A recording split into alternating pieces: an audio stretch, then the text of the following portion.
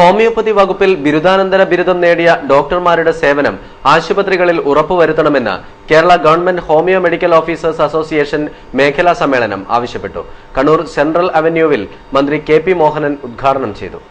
രോഗി ആഗ്രഹിക്കുന്നത് ഡോക്ടർമാരിൽ നിന്നുള്ള മാന്യമായ പെരുമാറ്റമാണ്. പെരുമാറ്റം നന്നായെങ്കിൽ മാത്രമേ ഡോക്ടർ നൽകുന്ന മരുന്ന് ഫലിക്കുകയുള്ളൂ എന്ന് മന്ത്രി കെ.പി. മോഹനൻ പറഞ്ഞു.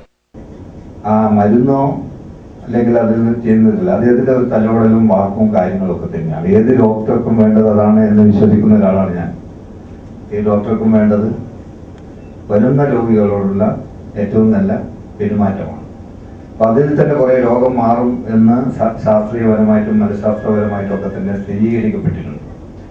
ഹോമിയോപ്പതി വകുപ്പിലെ ബിരുദാനന്തര ബിരുദം നേടിയ ഡോക്ടർമാരെ പ്രത്യേകമായി സ്പെഷ്യൽ ക്ലിനിക്കുകളിൽ നിയമിക്കും. അവർക്ക് സ്പെഷ്യലിസ്റ്റ് അലവൻസും സ്പെഷ്യലിസ്റ്റ് ജോലി ചെയ്യാത്ത PG ഡോക്ടർമാർക്ക് ഇപ്പോൾ ആയുർവേദം, സിദ്ധ, യുനാനിക്കാർക്ക് നൽകുന്നതുപോലെ PG അലവൻസും നൽകണമെന്ന് സമ്മേളനം ആവശ്യപ്പെട്ടു. സമ്മേളനത്തിൽ കണ്ണൂർ, കാസർഗോഡ്, വയനാട്, കോഴിക്കോട്, മലപ്പുറം ജില്ലകളിലെ 200ഓളം ഡോക്ടർമാർ പങ്കെടുത്തു. ഹോമിയോപ്പതി വകുപ്പ് ഡയറക്ടർ ഡോക്ടർ കെ ജമുന മുഖ്യപ്രഭാഷണം നടത്തി. DMOമാരായ doctor VR Sadgunan, doctor VK Priyadarshini, doctor CS Pradeep, Kerala government homoeo medical officers association മുൻ സംസ്ഥാന president N Nasarulla, vice president doctor R Sunil Raj തുടങ്ങിയവർ സംസാരിച്ചു.